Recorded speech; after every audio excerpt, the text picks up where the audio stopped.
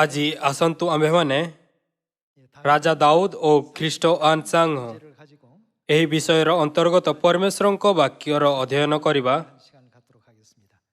ଯୋହନ ଅଧ୍ୟାୟ 5 ପଦ 39ରେ ଏହା କୁହାଯାଇଅଛି କି ବାଇବଲ ପରମେଶ୍ୱରଙ୍କ ସାକ୍ଷ୍ୟ ଦେଇଥାଏ।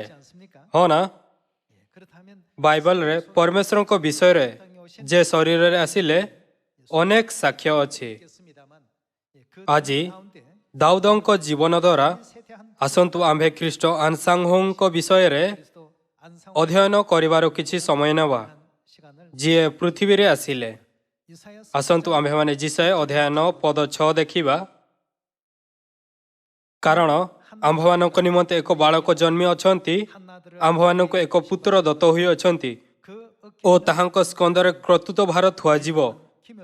ପୁଣି ତାହାଙ୍କର ନାମ ଆଶ୍ଚର୍ଯ୍ୟ ମନ୍ତ୍ରୀ, ପରାକ୍ରାନ୍ତ ପରମେଶ୍ୱର, ଅନନ୍ତକାଳୀନ ପିତା, ଶାନ୍ତି ରାଜା ହେବ। ଏଠାରେ ଉଲ୍ଲେଖ କରାଯାଇଥିବା ବାଳକ କାହାକୁ ଦର୍ଶାଇଥାଏ? ଆସନ୍ତୁ ଆମ୍ଭେମାନେ ଯିଶାୟା ଅଧ୍ୟାୟ 9 ପଦ 1 ଦେଖିବା। ମାତ୍ର ପୂର୍ବେ ଯେଉଁ ଦେଶ ବେଦନାଗ୍ରସ୍ତ ଥିଲା ତାହା ତିମିରାବୃତ ହୋଇ ରହିବ ନାହିଁ। ପୂର୍ବ କାଳରେ ସେ ଜବୁଲୁନ ଦେଶ ଓ ନପ୍ତାଲି ଦେଶକୁ ତୁଚ୍ଛନୀୟ କରିଥିଲେ, ମାତ୍ର ଶେଷ କାଳରେ ସେ ତାହାକୁ ସମୁଦ୍ର ପଥରେ ନିକଟବର୍ତ୍ତୀ ଜର୍ଦ୍ଦନର ସେପାରିସ୍ତ ଗୋଷ୍ଠୀଗଣର ଗାଲିଲକୁ ସମ୍ଭ୍ରାନ୍ତ କରିବେ। ଯେଉଁ ଗୋଷ୍ଠୀ ଅନ୍ଧକାରରେ ଭ୍ରମଣ କଲେ ସେମାନେ ମହା ଆଲୁଅ ଦେଖିଅଛନ୍ତି, ଯେଉଁମାନେ ମୃତ୍ୟୁ ଛାୟା ରୂପ ଦେଶରେ ବାସ କଲେ ସେମାନଙ୍କ ଉପରେ ଦୀପ୍ତି ଉଦିତ ହୋଇଅଛି। ଗାଲିଲକୁ ମହିମା ଦେଉଥିବା ବାଳକ କାହାକୁ ଦର୍ଶାଇଥାଏ? ଯୀଶୁଙ୍କ ଜନ୍ମର 700 ବର୍ଷ ପୂର୍ବେ ଭାବବାଦୀ ଯିଶାୟା ଯୀଶୁଖ୍ରୀଷ୍ଟଙ୍କ ବର୍ଣ୍ଣନା କଲେ, ଯିଏ ଗାଲିଲର ନାଜରିତରେ ସୁସମାଚାର ପ୍ରଚାର କରିବେ। ଯଦିଓ ଏହା କହିଥାଏ କି ଏକ ବାଳକ, ଏକ ପୁତ୍ର ଉତ୍ପନ୍ନ ହେଲା, କିନ୍ତୁ ଯେବେ ଆମ୍ଭେ ତାଙ୍କ ଉପାଧିକୁ ଦେଖିଥାଉ ତେବେ ସେ ଆଶ୍ଚର୍ଯ୍ୟ ପରାକ୍ରାନ୍ତ ପରମେଶ୍ୱର, ଅନନ୍ତକାଳୀନ ପିତା ଥିଲେ। ବାଇବେଲ ସାକ୍ଷ୍ୟ ଦେଉଅଛି କି ପିତା ଏକ ବାଳକ ରୂପେ ଓ ଏକ ପୁତ୍ର ରୂପରେ ପୃଥିବୀକୁ ଆସିଲେ। ଏହା ଯୀଶୁଖ୍ରୀଷ୍ଟଙ୍କ ବିଷୟରେ ଏକ ଭବିଷ୍ୟବାଣୀ ଅଟେ, ଯିଏ 2000 ବର୍ଷ ପୂର୍ବେ ପୃଥିବୀକୁ ଆସିଥିଲେ ଓ କ୍ରୁଶ ବହନ କରି ସମସ୍ତ ମାନବ ଜାତିଙ୍କ ପାପ ପ୍ରାୟଶ୍ଚିତ କଲେ। ହଁ ନା? ଏଠାରେ ଏହା କହୁଅଛି ଅନନ୍ତକାଳୀନ ପିତା, ଶାନ୍ତି ରାଜା ହେବ। ପଦ 7ରେ ଭାବବାଦୀ ଯିଶାୟା ଶରୀରରେ ଆସିଥିବା ପରମେଶ୍ୱରଙ୍କ ବିଷୟରେ ଅଧିକ ବିସ୍ତାର ବର୍ଣ୍ଣନା କଲେ। ତାହାଙ୍କ କର୍ତ୍ତୃତ୍ୱ, ବୁଦ୍ଧି ଓ ଶାନ୍ତିର ସୀମା ରହିବ ନାହିଁ। ସେ କାହା ସିଂହାସନରେ? ଦାଉଦଙ୍କ ସିଂହାସନରେ ସୁଦୃଢ଼ କରିବେ। ଅନନ୍ତକାଳୀନ ପିତା, ଶାନ୍ତି ରାଜା, ପରାକ୍ରାନ୍ତ ପରମେଶ୍ୱର ଏକ ବାଳକ ରୂପରେ ଆଉ ଏକ ପୁତ୍ର ରୂପରେ ଏହି ପୃଥିବୀକୁ ଆସିଲେ। ଯେତେବେଳେ ସେ ପୃଥିବୀରେ ଆସନ୍ତି ତେବେ ସେ ଦାଉଦଙ୍କ ସିଂହାସନରେ ଶାସନ କରିବେ। ଏହାର ଅର୍ଥ କି ତାଙ୍କୁ ଦାଉଦଙ୍କ ସିଂହାସନ ଦିଆଯିବ। ସେ ଦାଉଦଙ୍କର ସିଂହାସନରେ ଓ ତାହାଙ୍କର ରାଜ୍ୟରେ ଉପବିଷ୍ଟ ହୋଇ ନ୍ୟାୟ ବିଚାର ଓ ଧାର୍ମିକତାରେ ଏକ ଘଣଠାରୁ ଅନନ୍ତକାଳ ପର୍ଯ୍ୟନ୍ତ ତାହା ସୁସ୍ଥିର ଓ ସୁଦୃଢ଼ କରିବେ। ସୈନ୍ୟପତି ସଦାପ୍ରଭୁଙ୍କ ଉଦ୍ଯୋଗ ଏହା ସାଧନ କରିବ। ତେବେ କ'ଣ ଏହା ବିନା ଅସଫଳ ହୋଇ ପୂର୍ଣ୍ଣ ହେବା ଉଚିତ? ଭାବବାଦୀ ଯିଶାୟା ଆମ୍ଭମାନଙ୍କୁ ଜାଣିବାକୁ ଦେଲେ କି ଯୀଶୁଖ୍ରୀଷ୍ଟ ଯେ ଶରୀରରେ ପୃଥିବୀକୁ ଆସିଥିଲେ ସେ ପରମେଶ୍ୱର ଥିଲେ, ଯେ ଦାଉଦଙ୍କ ସିଂହାସନ ଉପରେ ଶାସନ କରୁଥାଇ ନ୍ୟାୟ ଓ ଧର୍ମର ସହିତ ସୁସମାଚାର ରାଜ୍ୟକୁ ସମ୍ଭାଳନ୍ତି। ମାତ୍ର ସୁସମାଚାରର ଏହି ରାଜ୍ୟକୁ ଶୈତାନ ଦ୍ୱାରା ପଦଦଳିତ କରାଯାଇଥିଲା। ତୃତୀୟ ଓ ଚତୁର୍ଥ ଶତାବ୍ଦୀରେ ଆଉ ଅନ୍ଧକାର ଯୁଗରେ ଶୈତାନ ଗୋଟିଏ ପରେ ଗୋଟିଏ ନୂତନ ନିୟମର ବ୍ୟବସ୍ଥାର ରୀତିକୁ ନଷ୍ଟ କରିଦେଲା, ଯାହା ପରମେଶ୍ୱର ସ୍ଥାପିତ କରିଥିଲେ। ବିଶ୍ରାମ ଦିନ ଅଦୃଶ୍ୟ ହୋଇଗଲା ଓ ନିସ୍ତାର ପର୍ବ ନଷ୍ଟ କରାଗଲା। ତାହା ଅଦୃଶ୍ୟ ହେବା ପରେ ସେହି ସ୍ଥାନରେ କ'ଣ ସ୍ଥାପିତ କରାଯାଇଥିଲା? ମିଥ୍ୟା ସ୍ଥାପିତ ହେବାକୁ ଲାଗିଲା। ବିଶ୍ରାମ ଦିନ ପରିବର୍ତ୍ତେ ରବିବାର ଆରାଧନା ପାଳନ କରାଗଲା ଏବଂ ନିସ୍ତାର ପର୍ବ ପରିବର୍ତ୍ତେ ଖ୍ରୀଷ୍ଟମାସ। ପୁଣି କ'ଣ ଏହି ପ୍ରକାର ଆତ୍ମିକ ଅନ୍ଧକାର ସର୍ବଦା ନିମନ୍ତେ ଜାରି ରହିଲା? ପ୍ରେରିତମାନଙ୍କ ମୃତ୍ୟୁ ପରେ ତାଙ୍କ ଶିଷ୍ୟମାନଙ୍କୁ ଗୋଟିଏ ଯୁଗ ଥିଲା ଏବଂ ତାଙ୍କ ପରେ କିଛି ଆଉ ପିଢ଼ି ଅତିବାହିତ ହେଲା। ପରିଶେଷରେ ଚତୁର୍ଥ ଶତାବ୍ଦୀରେ ଏହି ସମସ୍ତ ସତ୍ୟ ଅଦୃଶ୍ୟ ହୋଇଗଲା। ସମସ୍ତ ପ୍ରକାର ଶିକ୍ଷା ଯାହା ଯୀଶୁଖ୍ରୀଷ୍ଟ କେବେ ଶିକ୍ଷା କରିନଥିଲେ ଚର୍ଚ୍ଚରେ ଆରମ୍ଭ ହେବାକୁ ଲାଗିଲା।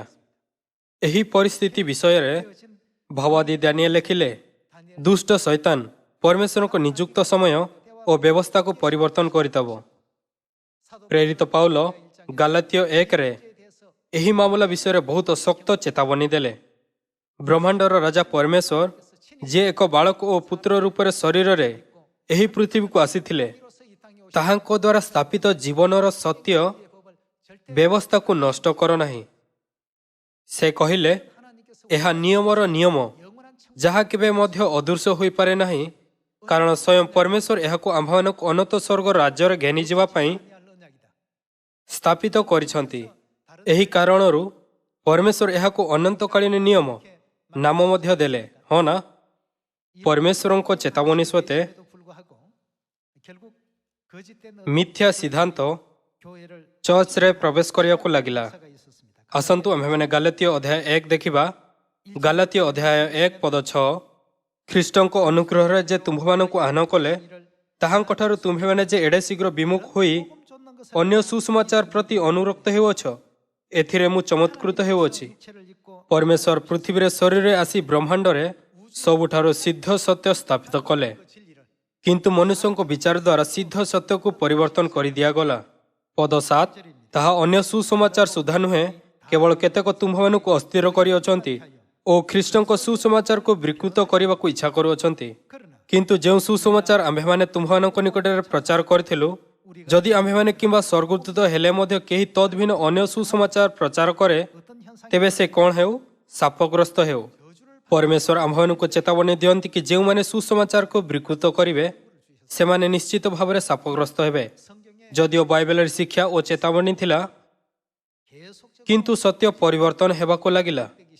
ପରିଶେଷରେ ସତ୍ୟର ବ୍ୟବସ୍ଥା, ଯାହା ପରମେଶ୍ୱର ମାନବ ଜାତିକୁ ରକ୍ଷା କରିବା ପାଇଁ ସ୍ଥାପିତ କରିଥିଲେ, ପୃଥିବୀରୁ ଅଦୃଶ୍ୟ ହୋଇଗଲା। ପରମେଶ୍ୱର ଯିଏ ଆଦିଠାରୁ ଶେଷକୁ ଦେଖନ୍ତି, ପ୍ରଥମରୁ ଦେଖିଲେ କି ଜୀବନର ସତ୍ୟ ଯାହା ସେ ଆପଣା ପ୍ରଥମ ଆଗମନରେ ସ୍ଥାପିତ କରିଥିଲେ, ଶୈତାନ ଦ୍ୱାରା ନଷ୍ଟ କରିଦିଆଯିବ। ଏହି କାରଣ ହେତୁ ପରମେଶ୍ୱର ଏବ୍ରୀ ଅଧ୍ୟାୟ 9ରେ ପ୍ରତିଜ୍ଞା କଲେ କି ସେ ଦ୍ୱିତୀୟ ଥର ସେହି ଲୋକମାନଙ୍କ ନିମନ୍ତେ ଦର୍ଶନ ଦେବେ ଯେଉଁମାନେ ତାଙ୍କ ଅପେକ୍ଷାରେ ଅଛନ୍ତି। ଆସନ୍ତୁ ଆମ୍ଭେମାନେ ଜିରିମିୟା ଅଧ୍ୟାୟ 30 ପଦ 8କୁ ଦେଖିବା। ସୈନ୍ୟାଧିପତି ସଦାପ୍ରଭୁ କହନ୍ତି, ଆମ୍ଭେ ସେହିଦିନ ତୁମ୍ଭ ସ୍କନ୍ଧରୁ ତାହା ଜୁଆଳି ଭାଙ୍ଗି ପକାଇବା ଓ ତୁମ୍ଭର ବନ୍ଧନ ସବୁ ଛିଣ୍ଡାଇ ଦେବା। ପୁଣି ବିଦେଶୀମାନେ ଆଉ ଆପଣମାନଙ୍କର ଦାସ୍ୟକର୍ମ ତାହାକୁ କରାଇବେ ନାହିଁ, ମାତ୍ର ସେମାନେ ସଦାପ୍ରଭୁ ଆପଣମାନଙ୍କ ପରମେଶ୍ୱରଙ୍କ ଓ କାହାର ଦାସ୍ୟକର୍ମ କରିବେ? ଆମ୍ଭେ ସେମାନଙ୍କ ନିମନ୍ତେ ଯାହାଙ୍କୁ ଉତ୍ପନ୍ନ କରିବା, ଆପଣମାନଙ୍କର ସେହି ରାଜା ଦାଉଦଙ୍କର ଦାସ୍ୟକର୍ମ କରିବେ। ଭାବବାଦୀ ଜିରିମିୟ ରାଜା ଦାଉଦଙ୍କ ମୃତ୍ୟୁର ଦୀର୍ଘ ସମୟ ପରେ ଏହି ଭବିଷ୍ୟବାଣୀ ଲେଖିଥିଲେ।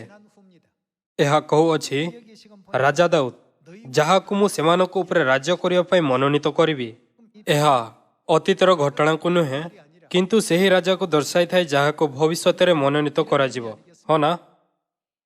ତେବେ ରାଜା ଦାଉଦ ଯାହାଙ୍କ ଏଠାରେ ଉଲ୍ଲେଖ କରାଯାଇଅଛି, ସେହି ଶାରୀରିକ ଦାଉଦଙ୍କୁ ନୁହେଁ, ଯେ ଇସ୍ରାଏଲର ଦ୍ୱିତୀୟ ରାଜା ଥିଲେ, କିନ୍ତୁ ଏକ ଭବିଷ୍ୟ ସୂଚକ ଦାଉଦଙ୍କୁ ଦର୍ଶାଇଥାଏ। ଯିଶାୟା 9ର ଅନୁସାରେ ଯୀଶୁଙ୍କୁ କାହାର ସିଂହାସନ ଦିଆଯିବ? ଏହା ପ୍ରଥମରୁ ହିଁ ଭବିଷ୍ୟବାଣୀ କରାଯାଇଥିଲା କି ଦାଉଦଙ୍କ ସିଂହାସନ ପରମେଶ୍ୱରଙ୍କୁ ଦିଆଯିବ, ଯିଏ ଶରୀରରେ ପୃଥିବୀକୁ ଆସନ୍ତି। ପୁଣି କ'ଣ ଯୀଶୁ ଦାଉଦଙ୍କ ସିଂହାସନ ବିଷୟରେ ସମସ୍ତ ଭବିଷ୍ୟବାଣୀଙ୍କୁ ଆପଣା ପ୍ରଥମ ଆଗମନରେ ପୂର୍ଣ୍ଣ କରିଥିଲେ? ଏହା ନିଶ୍ଚିତ କି ଯୀଶୁ ଦାଉଦଙ୍କ ନାମରେ ଆସିଥିଲେ, କିନ୍ତୁ ଯେପରି ଆପଣ ଜାଣନ୍ତି କି ସେ ଦାଉଦଙ୍କ ସିଂହାସନ ବିଷୟରେ ସମସ୍ତ ଭବିଷ୍ୟବାଣୀକୁ ପୂର୍ଣ୍ଣ କରିବା ବିନା ସ୍ୱର୍ଗ ଚାଲିଗଲେ। ଏହି ମାମଲା ବିଷୟରେ ପରମେଶ୍ୱର କହିଲେ, ଶେଷ ଦିନରେ ମୁଁ ତୁମ୍ଭମାନଙ୍କ ନିମନ୍ତେ ରାଜା ଦାଉଦଙ୍କୁ ପୁଣି ସ୍ଥାପନ କରିବି। ଆସନ୍ତୁ ଆମ୍ଭେମାନେ ହୋସିଆ ଅଧ୍ୟାୟ 3 ପଦ 4 ସହିତ ଜାରି ରହିବା। କାରଣ ଇସ୍ରାଏଲ ସନ୍ତାନଗଣ ଅନେକ ଦିନ ପର୍ଯ୍ୟନ୍ତ ରାଜହୀନ, ଅଧିପତିହୀନ, ଯଜ୍ଞହୀନ, ସ୍ତମ୍ଭହୀନ ଓ ଏଫୋଦ ଅବା ଠାକୁରହୀନ ହୋଇ ରହିବେ। ତହିଁ ଉତ୍ତାରେ ଇସ୍ରାଏଲ ସନ୍ତାନଗଣ ଫେରି ଆସିବେ ଓ ସଦାପ୍ରଭୁ ଆପଣମାନଙ୍କ ପରମେଶ୍ୱରଙ୍କୁ ଓ କାହାକୁ? ଆପଣମାନଙ୍କର ରାଜା ଦାଉଦଙ୍କୁ ଅନୁସରଣ କରିବେ। ଆଉ ଶେଷ କାଳରେ ସେମାନେ ଭୟଯୁକ୍ତ ହୋଇ ସଦାପ୍ରଭୁଙ୍କ ନିକଟକୁ ଓ ତାହାଙ୍କ ଅନୁଗ୍ରହର ନିକଟକୁ ଆସିବେ। ଆମ୍ଭମାନଙ୍କୁ ଏହି ଭାଗ ଉପରେ ଧ୍ୟାନ ଦେବା ଆବଶ୍ୟକ। ଆପଣମାନଙ୍କର ରାଜା ଦାଉଦଙ୍କୁ ଅନୁସରଣ କରିବେ। ଆଉ ଶେଷ କାଳରେ ସେମାନେ ଭୟଯୁକ୍ତ ହୋଇ ରାଜା ଦାଉଦଙ୍କ ନିକଟକୁ ଓ ତାହାଙ୍କ ଅନୁଗ୍ରହର ନିକଟକୁ ଆସିବେ। ଜିରିମିୟ ଅଧ୍ୟାୟ 30ରେ ଏହା ଲେଖା ଅଛି, ଶେଷ କାଳରେ ସେମାନେ ଆପଣ ରାଜା ଦାଉଦଙ୍କ ସେବା କରିବେ। ଏଠାରେ ଭାବବାଦୀ ହୋସିଆ ମଧ୍ୟ ପରମେଶ୍ୱରଙ୍କ ଶେଷ ଲୋକଙ୍କ ବିଷୟରେ ଭବିଷ୍ୟବାଣୀ କରୁଥାଇ କହିଲେ, ଶେଷ କାଳରେ ସେମାନେ ରାଜା ଦାଉଦଙ୍କ ସେବା କରିବେ ଓ ତାଙ୍କ ନିକଟକୁ ଆଶୀର୍ବାଦ ନିମନ୍ତେ ଭୟଯୁକ୍ତ ହୋଇ ଆସିବେ। ଏଠାରେ ଶେଷ କାଳରେ ଏହି ଜଗତର ଶେଷ ଯୁଗକୁ ଦର୍ଶାଇଥାଏ, ହଁ ନା? ତେବେ ଏହି ଶେଷ ଯୁଗରେ ରହୁଥିବା ଲୋକମାନଙ୍କୁ କେବଳ ଦାଉଦଙ୍କ ନିକଟକୁ ଭୟଭୀତ ହୋଇ ଆସିବା ଉଚିତ। ତେବେ ସେମାନେ ପରମେଶ୍ୱରଙ୍କ ସନ୍ତାନ ହୋଇପାରିବେ ଯେଉଁମାନେ ପରମେଶ୍ୱରଙ୍କ ଆଶୀର୍ବାଦ ନିକଟକୁ ଆସନ୍ତି, ହଁ ନା? ଆମ୍ଭମାନଙ୍କୁ ଏହା ସ୍ପଷ୍ଟ ରୂପେ ଜାଣିବା ଉଚିତ କି ଦାଉଦ କିଏ ଅଟନ୍ତି। କେବଳ ତେବେ ଯାଇ ଆମ୍ଭେ ତାହାଙ୍କୁ ଖୋଜି ପାଇବା ଓ ଗ୍ରହଣ କରିପାରିବା ଆଉ ତାଙ୍କ ନିକଟକୁ ଭୟଭୀତ ହୋଇ ଆସିପାରିବା। ଯୀଶୁ ମଧ୍ୟ ପ୍ରେରିତ ଯୋହନଙ୍କୁ ପ୍ରକାଶନ ଦେଲେ ଓ ଏହା ଉଲ୍ଲେଖ କଲେ କି ଦାଉଦଙ୍କୁ ଜାଣିବା କେତେ ମହତ୍ୱପୂର୍ଣ୍ଣ। ଆସନ୍ତୁ ଆମ୍ଭେମାନେ ପ୍ରକାଶିତ ବାକ୍ୟ ଅଧ୍ୟାୟ 5 ପଦ 1 ଉପରେ ନଜର ଦେବା। ତତ୍ପରେ ମୁଁ ସିଂହାସନ ଉପବିଷ୍ଟ ବ୍ୟକ୍ତିଙ୍କ ଦକ୍ଷିଣ ହସ୍ତରେ ଗୋଟିଏ ପୁସ୍ତକ ଦେଖିଲି। ତାହା ଉଭୟ ପାର୍ଶ୍ୱରେ ଲିଖିତ ଓ ସପ୍ତ ମୁଦ୍ରାରେ ମୁଦ୍ରାଙ୍କିତ। ଆଉ ମୁଁ ଜଣେ ପରାକ୍ରମୀ ଦୂତଙ୍କୁ ଦେଖିଲି। ସେ ଉଚ୍ଚ ସ୍ୱରରେ ଘୋଷଣା କରି କହୁଥିଲେ, କିଏ ଏହି ମୁଦ୍ରା ସବୁ ଭାଙ୍ଗି ପୁସ୍ତକ ଫିଟାଇବାକୁ ଯୋଗ୍ୟ? କିନ୍ତୁ ସ୍ୱର୍ଗ, ମର୍ତ୍ତ୍ୟ କି ପାତାଳରେ କେହି ସେହି ପୁସ୍ତକ ଫିଟାଇବାକୁ କି ତାହା ପ୍ରତି ଦୃଷ୍ଟି କରିବାକୁ ସକ୍ଷମ ହେଲେ ନାହିଁ। ସେହି ପୁସ୍ତକ ଫିଟାଇବାକୁ କି ତାହା ପ୍ରତି ଦୃଷ୍ଟି କରିବାକୁ ଯୋଗ୍ୟ କେହି ନ ମିଳିବାରୁ ମୁଁ ଅତିଶୟ ରୋଦନ କଲି। ସେଥିରେ ପ୍ରାଚୀନମାନଙ୍କ ମଧ୍ୟରୁ ଜଣେ ମୋତେ କହିଲେ, ରୋଦନ କର ନାହିଁ, ଦେଖ ଯେ ଜିହୁଦା ବଂଶଜାତ ସିଂହ କିଏ ଅଟନ୍ତି? ଦାଉଦଙ୍କ ମୂଳ। ସେ ପୁସ୍ତକର ସପ୍ତ ମୁଦ୍ରା ଭାଙ୍ଗି ତାହା ଫିଟାଇବା ନିମନ୍ତେ ବିଜୟୀ ଅଛନ୍ତି। କେବଳ କିଏ ସେହି ପୁସ୍ତକକୁ ଖୋଲିପାରିବ ଓ ପରମେଶ୍ୱରଙ୍କ ବାକ୍ୟ ଜୀବନର ସତ୍ୟର ବ୍ୟାଖ୍ୟା କରିପାରିବ ଯାହା ମୁଦ୍ରାଙ୍କିତ କରାଯାଇଥିଲା? କେବଳ ଦାଉଦଙ୍କ ମୂଳ। ଏହା କହୁଅଛି ଦାଉଦ, ଦାଉଦଙ୍କ ମୂଳ ଓ ଦାଉଦଙ୍କ ବଂଶ। ବାଇବଲ ଅନେକ ଭିନ୍ନ ଭିନ୍ନ ଅଭିବ୍ୟକ୍ତିଙ୍କ ଉପଯୋଗ କରିଥାଏ। ଦେଖ ଯେ ଜିହୁଦା ବଂଶଜାତ ସିଂହ ଓ ଦାଉଦଙ୍କ ମୂଳ ସେ ପୁସ୍ତକର ସପ୍ତ ମୁଦ୍ରା ଭାଙ୍ଗି ତାହା ଫିଟାଇବା ନିମନ୍ତେ ବିଜୟୀ ଅଛନ୍ତି। ସେହି ସମସ୍ତ ଯାହା ଏ ପର୍ଯ୍ୟନ୍ତ ମୁଦ୍ରାଙ୍କିତ ଓ ଗୁପ୍ତ ଥିଲା ଖୋଲାଯିବ। ତେବେ ଆମ୍ଭମାନଙ୍କୁ ଜାଣିବା ଉଚିତ କି ଦାଉଦଙ୍କ ମୂଳ କିଏ ଅଟନ୍ତି। ଏହା ଆପଣା ପ୍ରଥମ ଆଗମନ ଓ ଆପଣା ଦ୍ୱିତୀୟ ଆଗମନ ଉଭୟ ସମୟରେ କେବଳ ଜଣେ ହିଁ ବ୍ୟକ୍ତି ଅଛନ୍ତି। ଆସନ୍ତୁ ଆମ୍ଭେମାନେ ପ୍ରକାଶିତ ବାକ୍ୟ ଅଧ୍ୟାୟ 22 ପଦ 16କୁ ଯିବା। ଆମ୍ଭେ ଯୀଶୁ ମଣ୍ଡଳୀମାନଙ୍କ ନିମନ୍ତେ ତୁମ୍ଭମାନଙ୍କ ନିକଟରେ ଏହି ସମସ୍ତ ସାକ୍ଷ୍ୟ ଦେବା ପାଇଁ ଆମ୍ଭର ଦୂତକୁ ପ୍ରେରଣ କରିଅଛୁ। ସେ ଆପଣା ବିଷୟରେ କ'ଣ ସାକ୍ଷ୍ୟ ଦେଲେ? ସେ କହିଲେ, ଆମ୍ଭେ ଦାଉଦଙ୍କ ମୂଳ ଓ ବଂଶଜ, ସେହି ଉଜ୍ଜଳ ପ୍ରଭାତୀ ତାରା। ଗୋଟିଏ ଭାଗରେ ସେ ଦାଉଦ କହିଥାଏ ଏବଂ ଦ୍ୱିତୀୟ ଭାଗରେ ସେ ଦାଉଦଙ୍କ ମୂଳ କହିଥାଏ। ସେ ଦାଉଦଙ୍କ ବଂଶଜ ଓ ସେହି ଉଜ୍ଜଳ ପ୍ରଭାତୀ ତାରା ମଧ୍ୟ କହିଥାଏ। ଏପରି ଅନେକ ସାଙ୍କେତିକ ଅଭିବ୍ୟକ୍ତି ଅଛି ଯାହା ଯୀଶୁଙ୍କୁ ପ୍ରତିଫଳିତ କରେ।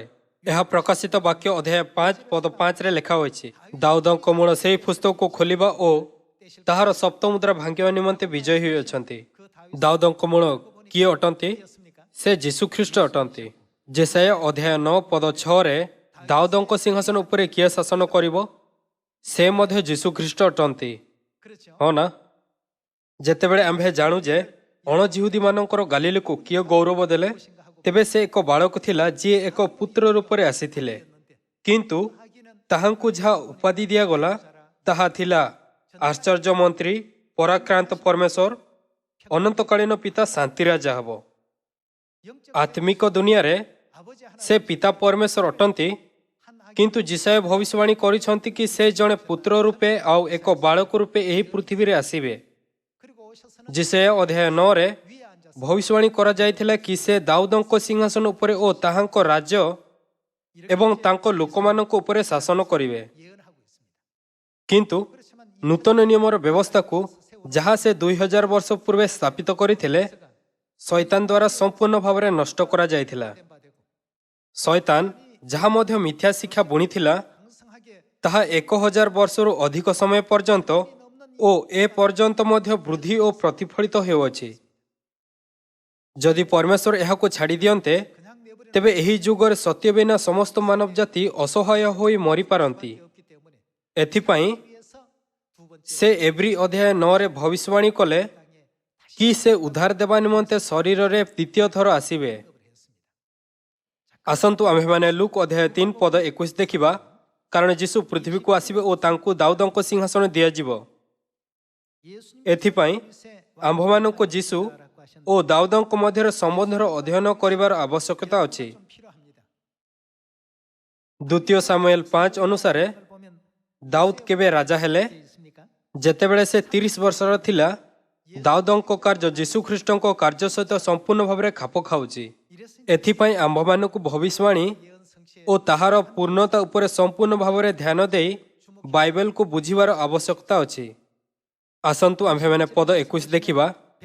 समस्त लोक बाप्तिजित हेला उत्तरे जीशु मथे बाप्तिजित होई प्रार्थना करुथबा समय रे आकाश उन्मुक्त हेला। पुणी पवित्र आत्मा दैविक भावे कपत परि ताहांको ऊपर को ओल्हाई आसिले। आउ आकाशरो एही बाणी हेला, तुम्हे आमर प्रिय पुत्र, तुम्भठारे आमर परम संतोष। जीशु कार्य आरंभ करिबा समय रे ताहांको प्राय 30 वर्ष बयस होइतेला।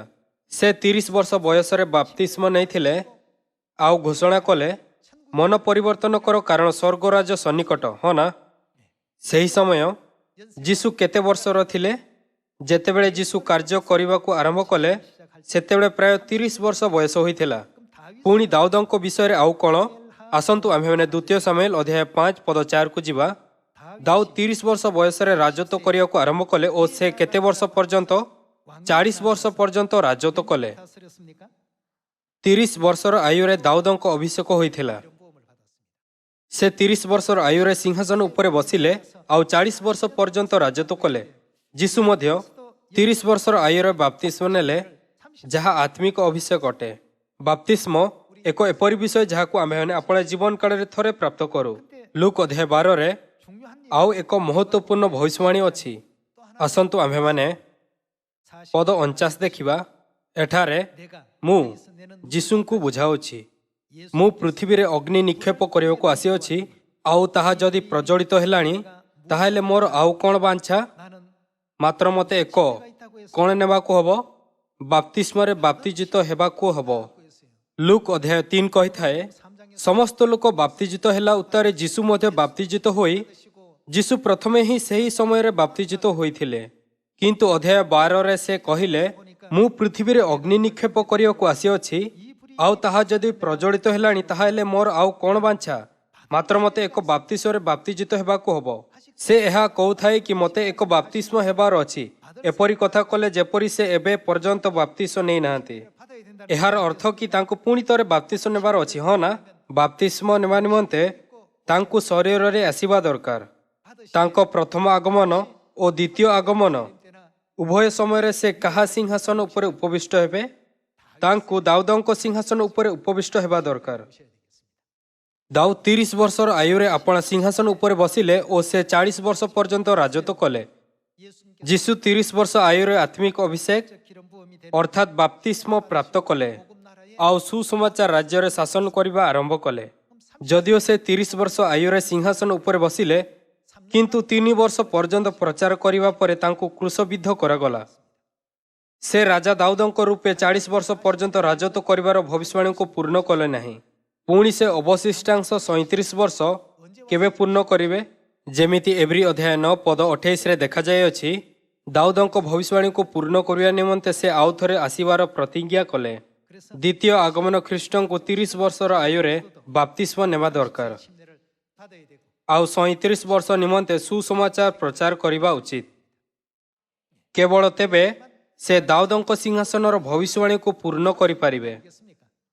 कारण से कहले मते एक बाप्तिस्म रे बाप्तिजित हेबाको हबो।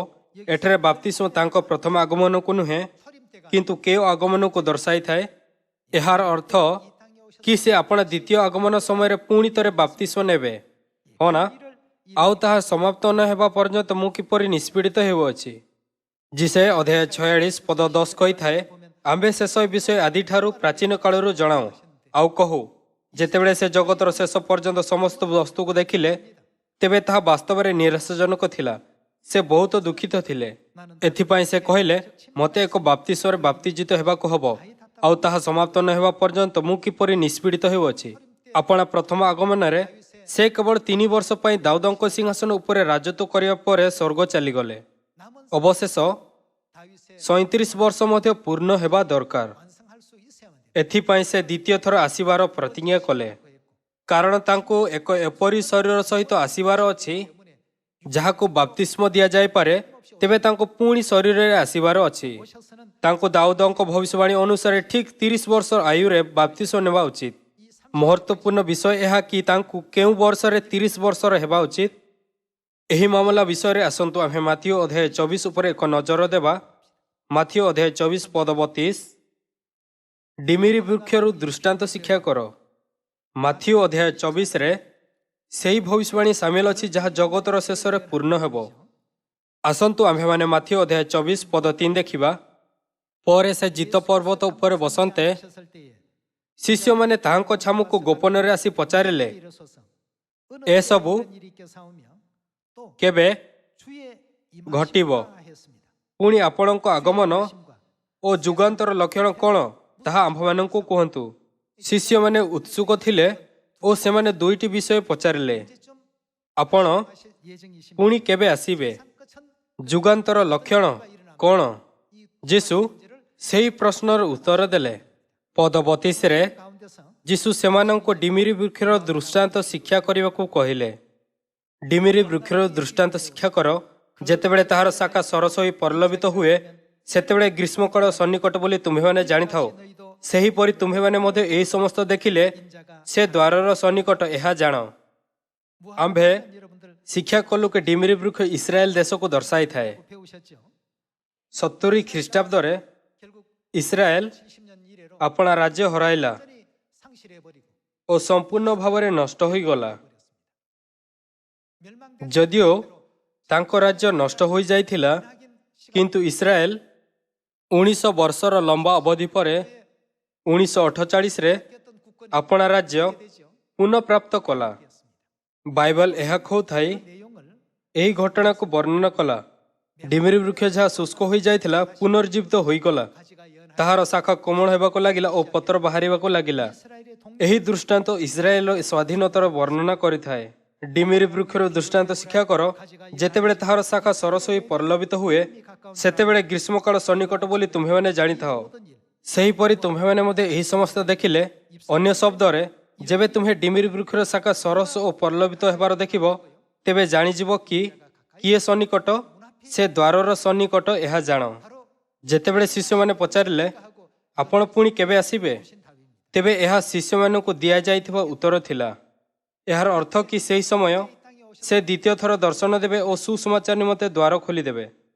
ସେହି ବର୍ଷ ଯେତେବେଳେ ପିତା ଆନସାହୁଙ୍କ ପୃଥିବୀରେ ବାପ୍ତିସ୍ମ ହେଲା 1948 ଥିଲା, କାରଣ ତାଙ୍କୁ ତେବେ ବାପ୍ତିସ୍ମ ଦିଆଯାଇଥିଲା। କେବଳ ଏଥିପାଇଁ ସେ ଭବିଷ୍ୟ ସୂଚକ ଦାଉଦ ନୁହନ୍ତି, କିନ୍ତୁ ବାପ୍ତିସ୍ମ ସମୟରେ ତାଙ୍କ ଆୟୁ ମଧ୍ୟ ମହତ୍ତ୍ୱପୂର୍ଣ୍ଣ।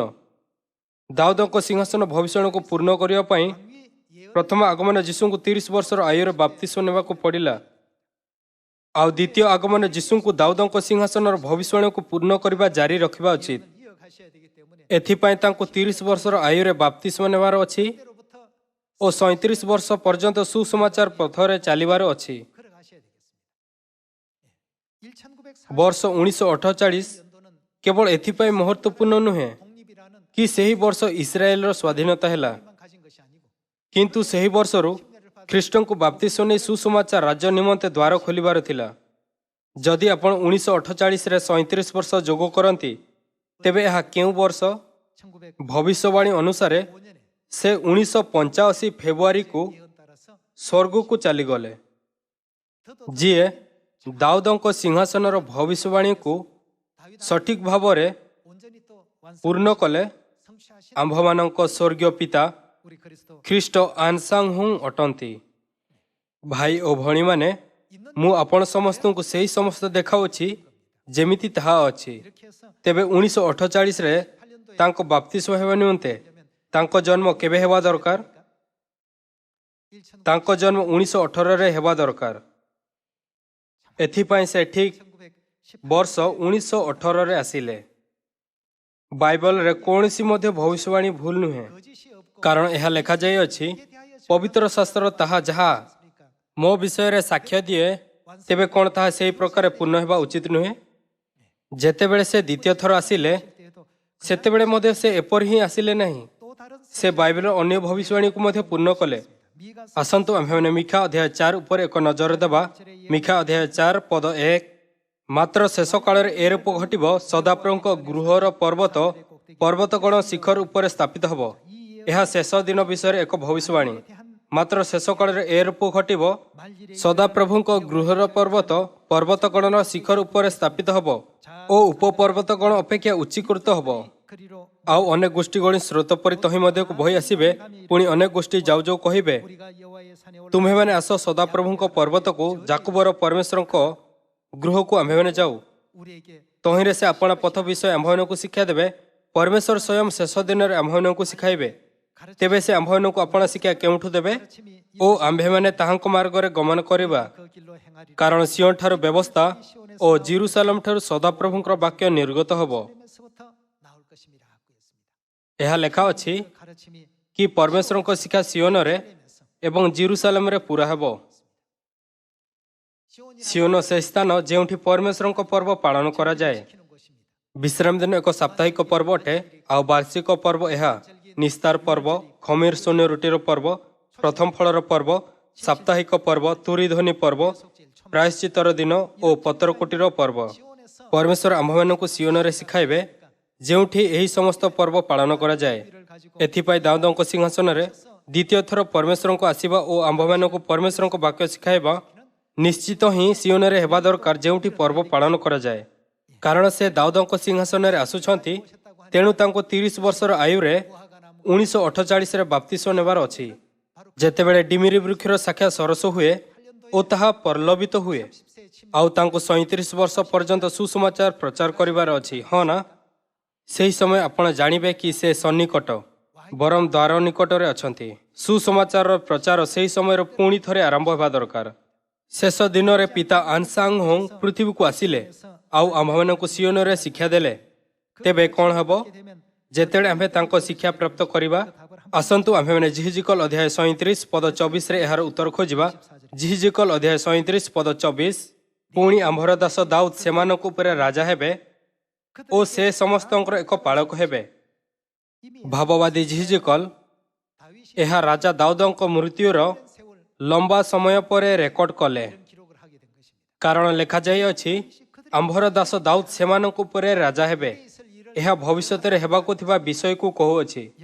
ଏଥିପାଇଁ ଦାଉଦ ଯାହାଙ୍କ ଏଠାରେ ଉଲ୍ଲେଖ କରାଗଲା, ଶାରୀରିକ ରାଜା ଦାଉଦଙ୍କୁ ନୁହେଁ, ଯେ ଇସ୍ରାଏଲର ଦ୍ୱିତୀୟ ରାଜା ଥିଲେ, କିନ୍ତୁ ଖ୍ରୀଷ୍ଟଙ୍କୁ ଦର୍ଶାଇଥାଏ।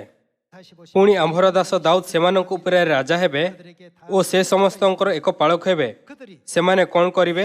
ଆମ୍ଭର ଶାସନ ପଥରେ ଚାଲିବେ ଓ ଆମ୍ଭର ବିଧି ସକଳ ରକ୍ଷା କରି ପାଳନ କରିବେ। ନିସ୍ତାର ପର୍ବ ଅଦୃଶ୍ୟ ହୋଇଗଲା ଓ ବିଶ୍ରାମ ଦିନ ଅଦୃଶ୍ୟ ହୋଇଗଲା।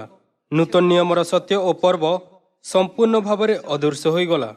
ମାତ୍ର ଯେଉଁମାନେ ପରମେଶ୍ୱରଙ୍କ ଉପରେ ବିଶ୍ୱାସ କରନ୍ତି, ସେମାନେ ପରମେଶ୍ୱରଙ୍କ ନିୟମ ଓ ବିଧିର ପାଳନ କରିବେ।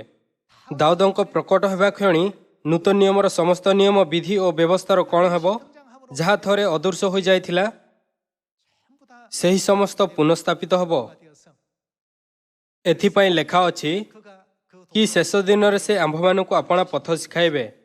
ସେମାନେ ନିୟମ ଓ ବିଧିକୁ ପାଳନ କରିବାରେ ସକ୍ଷମ ଅଟନ୍ତି, କାରଣ ସେମାନେ ତାଙ୍କ ଶିକ୍ଷାକୁ ପ୍ରାପ୍ତ କରିଛନ୍ତି। ହଁ ନା? ପଦ 25।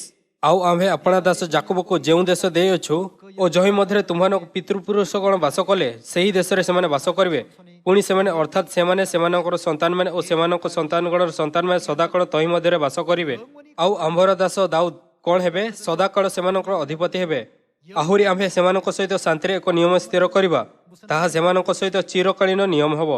କେଉଁ ନିୟମ? ଚିରକାଳୀନ ନିୟମ, ନୂତନ ନିୟମ। ପରମେଶ୍ୱର ଆପଣା ଲୋକଙ୍କ ସହିତ ନୂତନ ନିୟମ ସ୍ଥିର କରିବେ। ପୁଣି ଆମ୍ଭେ ସେମାନଙ୍କୁ ବସାଇବା ଓ ବଢ଼ାଇବା ଓ ସେମାନଙ୍କ ମଧ୍ୟରେ ସଦାକାଳ ଆମ୍ଭେ ଆପଣା ଧର୍ମଧାମ ସ୍ଥାପନ କରିବା। ଆମ୍ଭର ଆବାସ ମଧ୍ୟ ସେମାନଙ୍କ ସଙ୍ଗରେ ରହିବ, ଆଉ ଆମ୍ଭେ ସେମାନଙ୍କ ପରମେଶ୍ୱର ହେବା ଓ ସେମାନେ ଆମ୍ଭର ଲୋକ ହେବେ। ଆପଣ ଏହି ସମସ୍ତ ବାକ୍ୟକୁ କେଉଁଠି ପାଇପାରିବେ? ଆଉ ଆମ୍ଭେ ସେମାନଙ୍କ ପରମେଶ୍ୱର ହେବା ଓ ସେମାନେ ଆମ୍ଭର ଲୋକ ହେବେ। କ'ଣ ତାହା ଜିରିମିୟ ଅଧ୍ୟାୟ 31 ପଦ 31ରୁ ନୁହେଁ? ଯେଉଁଠି ପରମେଶ୍ୱର ନୂତନ ନିୟମ ବିଷୟରେ କହିଥିଲେ। 28절에 ପଦ 28 내 성소가 ପୁଣି 영원토록 ଯେତେବେଳେ ଆମ୍ଭର ଧର୍ମଦାମ ସେମାନଙ୍କ ମଧ୍ୟରେ ସଦାକାଳ ରହିବ, ସେତେବେଳେ ଆମ୍ଭେ ଯେ ଇସ୍ରାଏଲ ପବିତ୍ରକାରୀ ସଦାପ୍ରଭୁ ଅଟୁ, ଏହା ଗୋଷ୍ଠୀୟମାନେ ଜାଣିବେ। 다윗이 ଯେତେବେଳେ ଦାଉଦ 왕이 되는 ସେମାନଙ୍କ ରାଜା ହେବେ, 되면 그 가운데서 ତେବେ ପରମେଶ୍ୱରଙ୍କ ଲୋକମାନେ 다윗을 ଯେଉଁମାନେ ଦାଉଦଙ୍କ ସେବା କରିବେ, 하나님의 백성들은 하나님의 ସେମାନେ ପରମେଶ୍ୱରଙ୍କ ନିୟମ ଓ 규례를 ବିଧିକୁ ପାଳନ କରିବାରେ 일들이 ସକ୍ଷମ ହେବେ। ଦାଉଦଙ୍କ ସିଂହାସନର ଭବିଷ୍ୟବାଣୀ ଅନୁସାରେ 다윗 왕위에 예언 ଯିଏ 1918 ମସିହାରେ ପୃଥିବୀକୁ ଆସିଲେ, 30세 ଯାହାଙ୍କ 1948 ମସିହାରେ ନାକ୍ସାମ ଇଞ୍ଚାନରେ 침례를 받으시고 30 ବର୍ଷ ବୟସରେ ବାପ୍ତିସ୍ମ ହେଲା, ଆଉ ଯିଏ 37 ବର୍ଷ ନିମନ୍ତେ ସୁସମାଚାର ପ୍ରଚାର କରିବା ପରେ ସ୍ୱର୍ଗକୁ ଗଲେ, ସେ ଆମ୍ଭମାନଙ୍କ ସ୍ୱର୍ଗୀୟ ପିତା ଖ୍ରୀଷ୍ଟ ଆନସାଙ୍ଗ ହୁଁ ଅଟନ୍ତି। ପବିତ୍ର ଆତ୍ମା ପରମେଶ୍ୱରଙ୍କ ସମସ୍ତ ବ୍ୟବସ୍ଥା, ନିୟମ ଆଉ ବିଧିକୁ ସମ୍ପୂର୍ଣ୍ଣ ଭାବରେ ପୁନଃସ୍ଥାପିତ କଲେ। ଯେଉଁମାନେ ବିନାଶ ହୋଇ ପଦଦଳିତ ହୋଇଥିଲେ, ପୁଣି ଥରେ ଜୀବନର ରାଜ୍ୟ ଆଡ଼କୁ ମାନବ ଜାତିଙ୍କ ନେତୃତ୍ୱ କରୁଥାଇ 생명의 나라로 ନୂତନ ନିୟମର ନିସ୍ତାର ପରର ବ୍ୟବସ୍ଥା ଘୋଷଣା କଲେ। ସେ ଆମ୍ଭମାନଙ୍କର ସ୍ୱର୍ଗୀୟ ପିତା ଖ୍ରୀଷ୍ଟ ଆନସାଙ୍ଗ ହୁଁ ଅଟନ୍ତି। ସେ ଆମ୍ଭମାନଙ୍କ ପରମେଶ୍ୱର ଅଟନ୍ତି, 성경 ଯାହାଙ୍କ ବିଷୟରେ ବାଇବେଲରେ ସାକ୍ଷ୍ୟ ଦିଆଯାଇଅଛି, ଆଉ ଯିଏ ଏହି ସଂସାରରେ ସୁସମାଚାର ପଥରେ ଚାଲିଲେ। ମୁଁ ସଚୋଟତାରେ ଆଶା କରୁଅଛି କି ଆମ୍ଭେ ଆଉ ଅଧିକ ଦୃଢ଼ତାରେ ପରମେଶ୍ୱରଙ୍କ ଉପରେ, ଯିଏ ଆମ୍ଭମାନଙ୍କ ପ୍ରସ୍ତର ଅଟନ୍ତି, ଆପଣା ବିଶ୍ୱାସର ଗୃହକୁ ନିର୍ମାଣ କରିବା, ଯାହାଦ୍ୱାରା ଆମ୍ଭେ ସମସ୍ତ ସିଓନର ସନ୍ତାନଙ୍କ ରୂପରେ ଆନନ୍ଦର ସହିତ ନିକଟସ୍ଥ ପରମେଶ୍ୱରଙ୍କ ରାଜ୍ୟରେ ପ୍ରବେଶ କରିବା। ଏହା ସହିତ ମୁଁ ଆଜିର ଉପଦେଶକୁ ସମାପ୍ତ କରିବାକୁ ଚାହିଁବି। ଆପଣଙ୍କ ବହୁତ ବହୁତ ଧନ୍ୟବାଦ।